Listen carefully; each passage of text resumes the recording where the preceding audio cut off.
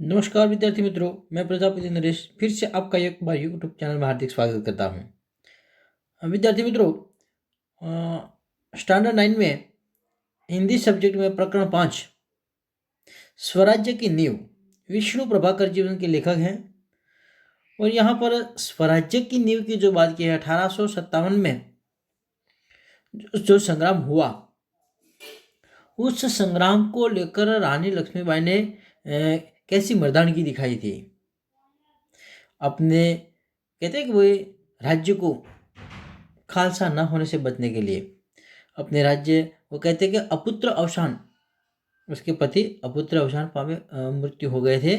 और इसीलिए शायद कहते हैं कि उनका स्वराज्य जो था वह अंग्रेजों के हाथ जाने वाला था। लेकिन लक्ष्मीबाई ने भी ऐसा वचन दिया था कि मैं मेरे जीते जी मैं अपना स्वराज्य जो है, मैं अपना वतन जो है मैं नहीं दूंगी, अपनी झांसी नहीं दूंगी।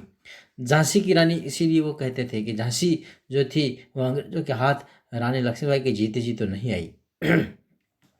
तो फिर देखते हैं यहाँ पर कि स्वराज्य के लिए विष्णु प्रभाकर जी ने क्या बात की है, या तो फिर लक्ष्मीबाई जी जो है, रानी जी जो है, वैसे उस रानी की कैसी कैसी बातें कह के क्या है कि रानी बाई की जो निराशा है वह झांसी के लिए उसका जो निश्चय है वह, और फिर कहते हैं कि निराशा है तो निराशा का कारण क्या है, फिर पेशवा की हार, और फिर कहते हैं कि युद्ध के लिए तैयार हो जाना। ये सब बातें, सारी बातें जो है ये रानी बाई को चिंतित करती जा रही है। और चिंतित क्यों करती जा रही है? वैसे तो चाहे तो लक्ष्मीबाई एक सक्षम योद्धा थी, लेकिन फिर भी उसे शक था, क्योंकि उसके दरबार में जो कई व्यक्ति थे कि बाबा गंगादास, जो उन्होंने कहा था कि शायद कहते हैं कि तपस्या और बलिदान से ही स्वराज्य मिल सकता है। गंगादास जो थे, उसके गुरु जो थे, उन्होंने कहा था कि तपस्या और बलिदान से ही हमारी स्वराज्य की प्राप्ति हो सकती है, इसके अलावा शक्य नहीं है।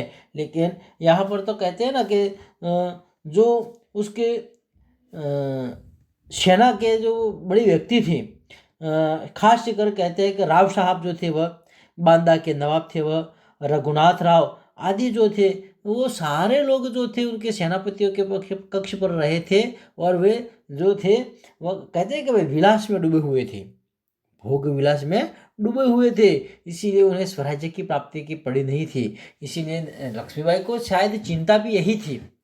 लक्ष्मीबाई इसी बात को लेकर चिंतित थी, सबसे ज़्यादातर चिंता वही करती थी। तो कहते हैं कि रानी लक्ष्मीबाई देख कर कि झांसी और कालपी और ग्वालियर स्वतंत्रता सेनानियों के हाथ में निकल गए हैं। केवल ग्वालियर का एक किला उनके अधिकार में रहा है, यानी अंग्रेजों ने हर जगह पर कब्जा कर लिया है, उन्होंने अपना धाबा बोल दिया है। फिर कहते हैं कि झांसी लेने का निश्चय जो था वह, तो कहते हैं कि वही रानी लक्ष्मीबाई किसी भी कीमत पर झांसी अंग्रेजों के हाथ से वापस लेने का निश्चय करती हैं कि अंग्रेजों के हाथों से मैं अपनी झांसी वापस ले लूंगी, क्योंकि मेरे जीते जी तो मैं झांसी उनको नहीं दूंगी। फिर कहती हैं कि रानी को दुख इस बात का है कि उनकी सेना के बड़े योद्धा जो हैं, राव साहब जो हैं वह, फिर बांदा के नवाब जो है वह, रघुनाथ राव जो है वगैरह, शायद ये सारे लोग जो है वह विलास में डूबे हुए, भोग विलास में डूबे हुए हैं।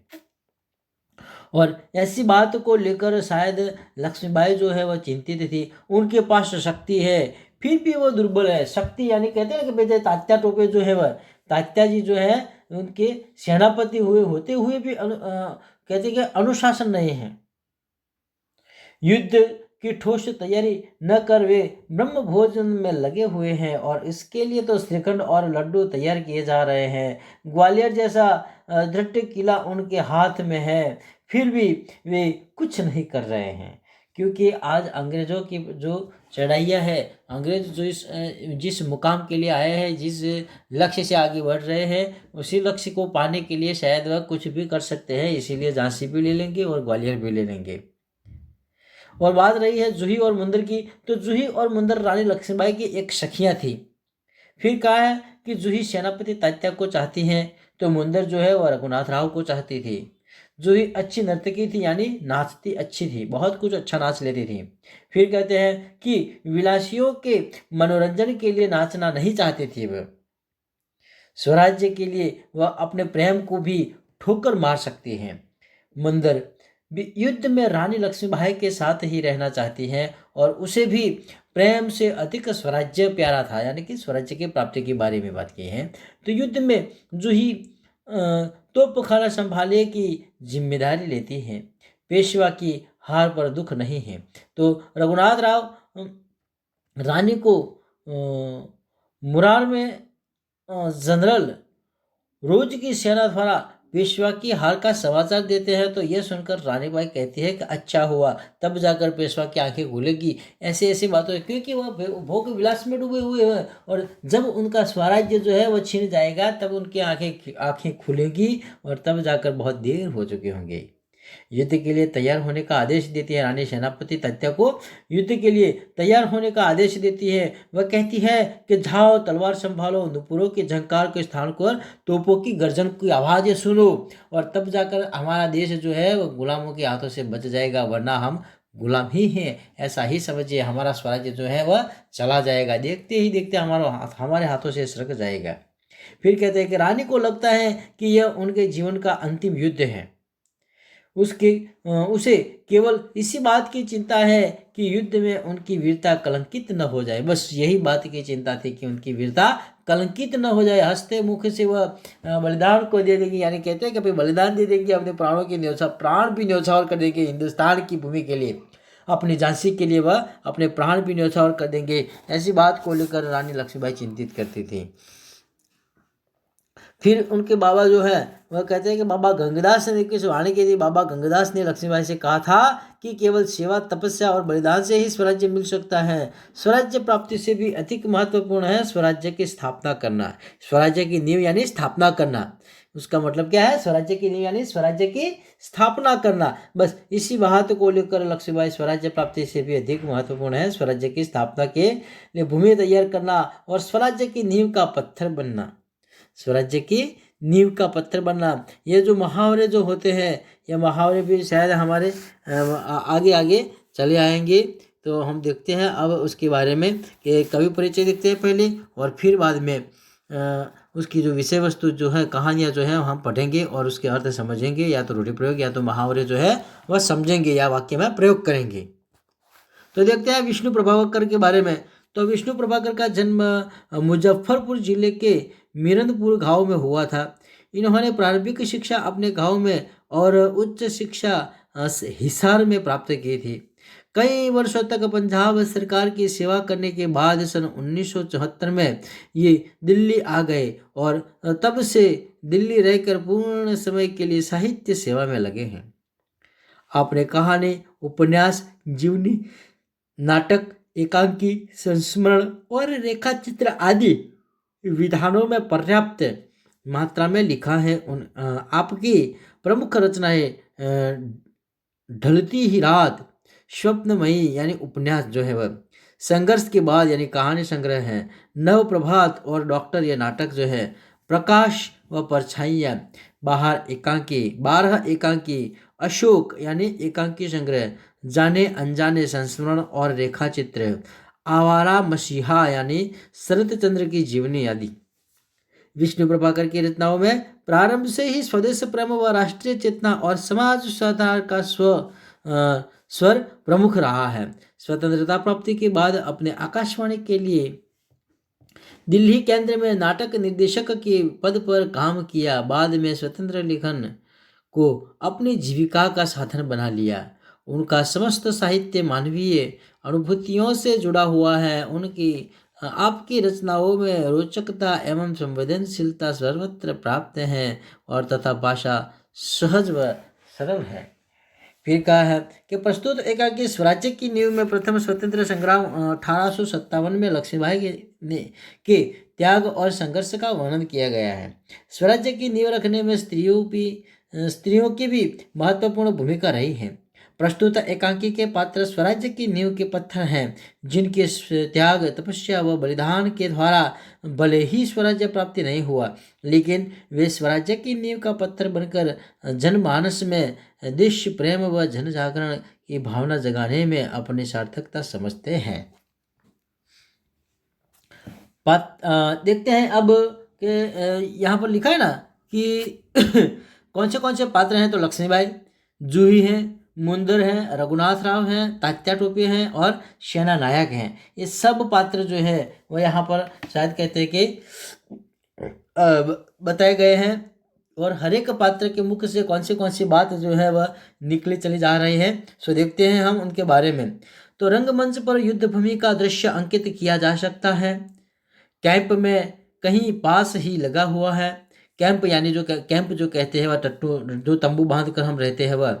महारानी लक्ष्मीबाई के तंबू का एक भाग दिखाई देता है। पर्दा उठने पर महारानी लक्ष्मीबाई अपनी सखी जूही के साथ उत्तेजित अवस्था में मंच पर प्रवेश करती है। दोनों लाल कुर्ती के सैनिकों की वेशभूषा में हैं, यानी उनका जो पहरवेश जो है वह भी लाल कुर्ती में है। अब लक्ष्मीबाई के मुख से कुछ शब्द उच्चारे जाते हैं, मेरे देखते देखते क्या से क्या हो गया जूही। झांसी, कालपी, ग्वालियर कहाँ गई, परंतु मंजिल है कि पास आकर भी हम बाहर हर बार दूर चले जाते हैं। स्वराज्य को आते हुए देखती हूँ, परंतु दूसरे ही क्षण मार्ग में हिमालय अड़ जाता है। हिमालय अड़ जाना यानी रुकावट बनकर आ जाता है हिमालय। ये ऐसे कहते हैं कि हिमालय जैसी कोई बात है, ऐसी कोई दरारें हैं जो स्वराज्य की प्राप्ति से आते आते शायद वह हाथों से छूट जाते हैं। स्वराज्य को आते हुए देखती हूँ, परंतु दूसरे ही क्षण मार्ग में हिमालय अड़ जाता है। उसे पास करती हूँ तो महासागर की डरावनी लहरें थपेड़े मारने लगती हैं।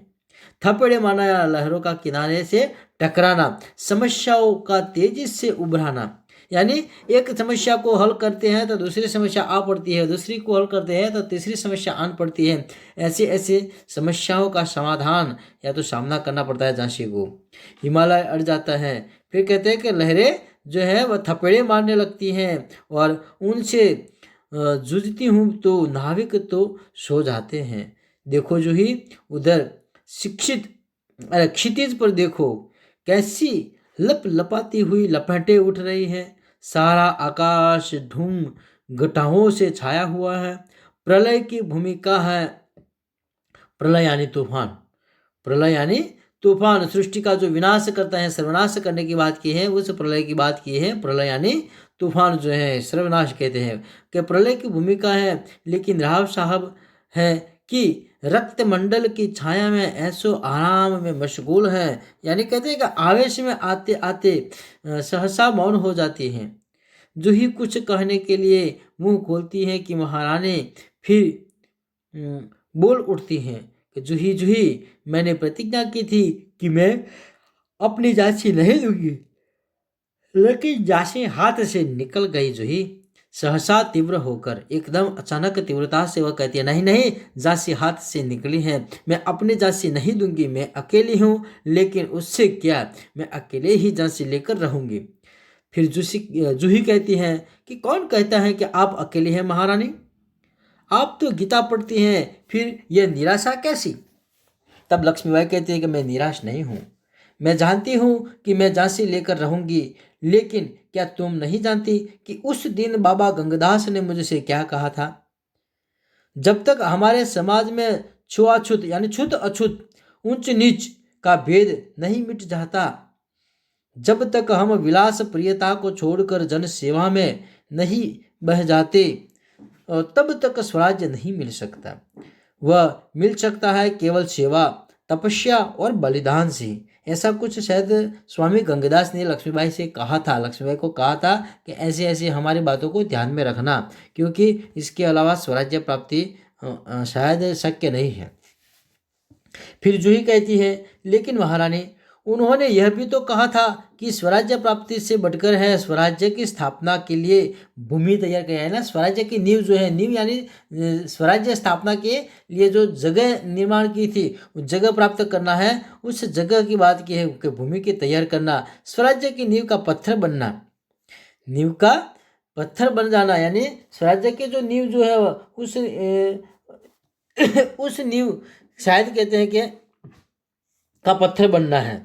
और फिर कहते हैं कि पत्थर बनना, सफलता और असफलता दैव के हाथ में, दैव यानी भाग्य के हाथ में है, लेकिन नींद के पत्थर बनने के लिए हमें कौन रोक सकता है, वह हमारा अधिकार है। फिर कहा है, लक्ष्मीबाई कहती है मुस्कुरा कर कि शाबाश मेरी कर्नल, तुम लोगों से मुझे यही आशा है। जिस स्वराज्य की नींद हम जैसी रानियों ने बनने हम नारियां बनने जा रही है वह निश्चय ही महान होगा। मुझे इस बात की चिंता नहीं है कि वह मेरे जीवन काल में आता है या नहीं आता, लेकिन मुझे इस बात का दुख अवश्य है कि हमारे पास शक्ति है फिर भी हम दुर्बल हैं। हमारे पास तात्या जैसे सेनापति हैं फिर भी हमारी सेना में अनुशासन नहीं है। हमारे पास ग्वालियर का किला है फिर भी हम कुछ नहीं कर पा रहे हैं। क्यों? जानती हो क्यों?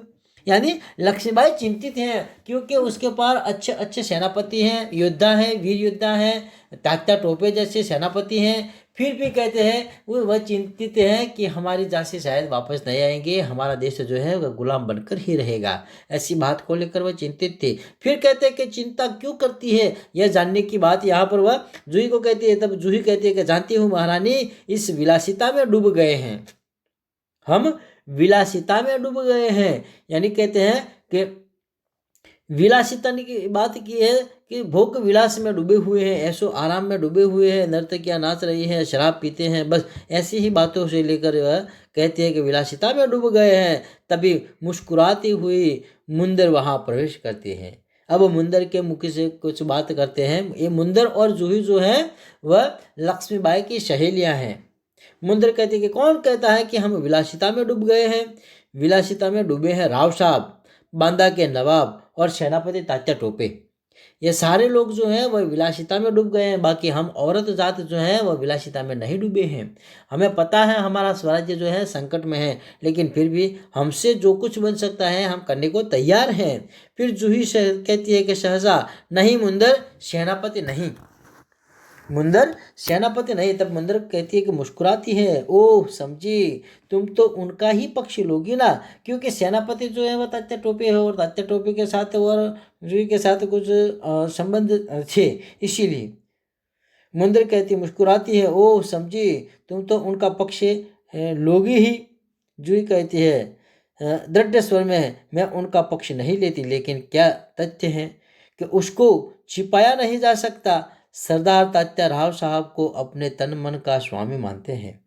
तब मुंदर कहती है कि और तुम उनको अपना स्वामी मानती हो। यानी मुंदर जो है वह मुंदर जो है वह और तात्या टोपी जो है वह शायद कहते हैं कि एक दूसरे को पसंद करते हैं। जूही कहती है कि हाँ मैं उनको अपना स्वामी मानती हूँ और मानती रहूँगी, लेकिन उनसे भी अधिक मैं महारानी को अपना स्वामी मानती हूँ और महारानी से भी बढ़कर मैं अपने देश को अपना स्वामी मानती हूँ। देश के लिए मैं सरदार को भी ठुकरा सकती हूँ और ठुकरा चुकी हूँ। सरदार को ठुकरा सकती हूँ नहीं, लेकिन ठुकरा दिया है उन्होंने, बस यही बात कहती है। तब मुंदर कहती है शक पकाकर, यानी कहते हैं कि जूही तू तो नाराज हो गई, मेरा यह मतलब नहीं था, मैं तो केवल इतना ही कहना चाहती थी कि तब तूने उन्हें अपना स्वामी मान लिया है तो तू उन्हें रोकती क्यों नहीं। तब जाकर लक्ष्मीबाई कहते हैं कि जूही ने उन्हें रोका है मुंदर, मैं जानती हूँ जब राव साहब के कहने पर तात्या इसे नाचने के लिए बुलाने को आए थे तो इसने उनको बुरी तरह धुतकार दिया था। तब जूही कहती है कि हाँ रानी, मैं स्वराज्य के लिए नाच सकती हूँ, बराबर नाचती रही हूँ, और परंतु विलासिता में डूबने के लिए अपनी कला को किसी के गले की फांसी नहीं बना सकती हूँ। जो मुझको ऐसा करने से कहते हैं उनको मैं ठोकर ही मार सकती हूँ, क्योंकि ये जो है उन्हें ठोकर मार कर चली आई हैं, इसीलिए कहा है। तब रानी लक्ष्मीबाई कहती है कि दीर्घ निश्वास लेकर ठोकर ही तो नहीं मार सकती जूही, ठोकर ही तो नहीं मार सकती जूही, यही दर्द में तो हमें कचोट रहा है, क्योंकि ठोकर हम नहीं मार सकते, ठुकरा नहीं सकते अपने आदमियों को, अपने पतियों को या तो अपने पसंद को। इसे अगर ठोकर मार कर हम उनकी मदहोशी दूर कर सकते तो बात ही क्या थी। तब जूही कहती है कि भाई साहब मैं औरों की बात नहीं जानती, मुझे आज्ञा दीजिए, मैं ठोकर मारने को तैयार हूँ। तब मुंदर कहती है और मैं भी तैयार हूँ भाई साहब, चलो हम सब चलकर उनकी नींद हराम कर दे। लक्ष्मीबाई कहती नहीं सुंदर नहीं, नहीं मुंदर नहीं, हम उनकी नींद हराम नहीं कर सकते। अब तो दुश्मन की ठोकर ही उनको उस नींद से जगा सकती है। फिर कहते हैं, जूही बोलती है कि दुश्मन की ठोकर, यह आप क्या कह रही हैं? लक्ष्मीबाई कहती है कि हाँ जूही, दोस्त की ठोकर विश्वास की खाई को और भी चौड़ा कर देती है। क्या तुम नहीं जानती कि हम एक दूसरे को की किस दृष्टि से देखते हैं? क्या ऐसी स्थिति में मेरे कुछ कहने से शंकाओं की घटा और भी गहरा नहीं उठेगी? तब मुंदर कहते हैं कि भाई साहब ठीक कहती हैं, शंकाएं अविश्वास पैदा करेंगी और उस अविश्वास से उत्पन्न निराशा को दूर करने के लिए पायल की झंकार और भी जनक उठेगी। श्रीखंड और लड्डुओं पर ध्यान देने वाले ब्राह्मणों के आशीर्वाद का स्वर में भी तेज हो उठे। सहसा कहीं दूर तोप का स्वर उठता है, यानी कहीं तोप की आवाज़ आती है, तोप छूटने की आवाज़ आती है। तब लक्ष्मीबाई कहती है, और जूही तू अगर तात्या को खोज सके तो तुरंत यहाँ आने के लिए कह। तब जूही कहती है कि खोज क्यों नहीं सकती, आपकी आज्ञा होने पर मैं उन्हें पाताल से भी खींच कर ला सकते हूँ। जाने को मुड़ती हैं कि रघुनाथ राव तेजी से प्रवेश करते हैं और कहते हैं, रघुनाथ राव महारानी आपने सुना? लक्ष्मीबाई क्या रघुनाथ राव कहते हैं, महारानी जनरल रोज की सेना ने मुरार में पेशवा की सेना को हरा दिया। तब जूही कहती है कि कांप कर कहते हैं कि क्या पेशवा की सेना हार गई? त्यारे लक्ष्मीबाई कहती है कि पेशवा की सेना हार गई, यह अच्छा ही हुआ। अब पेशवा की आंखें खोलेंगी। रघुनाथ अपने सेना को तैयार होने की आज्ञा दो। रोज ग्वालियर का किला में नहीं ले सकेगा वह ग्वालियर का किला। तब रघुनाथ कहता है कि मैं जानता हूँ वह कभी नहीं ले सकेगा। मैं अभी सेना को कुछ के लिए तैयार करता हूँ, केवल आपको सूचना देने के लिए ही आया था और जाता है। लक्ष्मीबाई कहती है, और जूही तुम भी जाओ, सहसा बाहर देख कर, लेकिन ठहरो, शायद सेनापति तात्या इधर ही आ रहा है। तब जूही कहती है कि बाहर देख कर, जी हाँ ये तो सरदार तात्या ही है। सरदार तात्या का प्रवेश। अब तात्या टोपे जो है वह उनके पास आता है और लक्ष्मीबाई कहती है कि कहिए सरदार तात्या, आज आप इधर कैसे भूले पड़े? तब तात्या कहता है कि भाई साहब, मैं किसी के लिए सरदार हो सकती हूँ, पर आपके लिए तो सेवक ही हूँ, यानी दास ही हूँ। व्यंग से लक्ष्मीबाई कहती है कि इतने बड़े सेनापति को इस प्रकार मारना नारी के सामने झुकते लंबा नहीं आती। खैर छोड़ो इन बातों को, यह तुम्हारी विनम्रता है, लेकिन यह तोपों की आवाज़ कैसे आ रही है? कौन सा उत्सव मनाया जा रहा है? शायद चाटुकारों में जागीर बांटना अभी खत्म नहीं हुआ है। तात्या जी कहता है कि भाई साहब, आपको हमें लज्जित करने का पूरा अधिकार है और हम इसी योग्य हैं, लेकिन जो कुछ तो हो रहा है वह आप जानती ही हैं। तब लक्ष्मीबाई कहती है कि शायद ब्रह्मभोज के उपलक्ष्य में ये तोपें चल रही हैं। श्रीखंड और लड्डुओं के लिए शायद घी शक्कर की कमी तो नहीं पड़ी। जो ये कहती है कि सरकार इस बार उनको माफ़ कर दीजिए। तात्या कहती है कि व्यंग्य होकर कि भाई साहब, आप यूं कब तक फटकारती रहेंगी? तब लक्ष्मीबाई कहती है कि तू कहती है अच्छा, लेकिन मंदिर का प्रवेश होता है और मंदिर कहते हैं कि सरकार सेना तैयार है, तो मैं भी तैयार हूँ और तात्या मुझे बहुत सेना आशाएं है कि तुम्हारे रहते यह सब क्या हो गया है। तब जूही कहते हैं कि सरकार ये स्वामी भक्त हैं। लक्ष्मीबाई कहते हैं कि लेकिन आज हमें देशभक्तों का तो आवश्यकता है, आज हमें सबसे अधिक देशभक्तों की ज़रूरत है। और कहते हैं कि खैर अब भी कुछ नहीं बिगड़ा है, अब भी बहुत कुछ किया जा सकता है। तब तात्या टोपे कहते हैं कि इसीलिए तो आया हूँ भाई साहब, आप जो कहेंगी वही करूँगा, जो योजना बताए उसी पर चलूँगा। तब लक्ष्मीबाई कहती है, तो जाओ तलवार संभालो, नूपुरों की झंकार से स्थानों पर तोपों का गर्जन होने दो। भूल जाओ राग रंग, याद रखो हमें स्वराज्य लेना है, हमें रणभूमि में मौत से सजूमना है। तब जाकर तात्या जी कहते हैं कि महारानी आपकी जय हो, मैं युद्ध के लिए तैयार होकर आया हूँ। यानी अब देश की आज़ादी के लिए ही तो मैं आया हूँ और लड़ूंगा। तब जाकर कहते हैं, लक्ष्मीबाई कहती है कि जानती हूँ, लेकिन सेनापति इस बार यह याद रखना कि यदि दुर्भाग्य से विजय न मिल सकी तो तुम्हें सेना और सामग्री दोनों को दुश्मन के घेरे में निकाल कर ले जाएंगे। और फिर कहते हैं तात्या जी ऐसा ही होगा। तब लक्ष्मीबाई कहते हैं कि तात्या, मेरा मन कहता है कि यह मेरे जीवन का एक अंतिम युद्ध है। जीत हो या हार, मुझे किसी बात की चिंता नहीं है। चिंता केवल इस बात की है कि हमारी वीरता कलंकित हो न जाए, बस।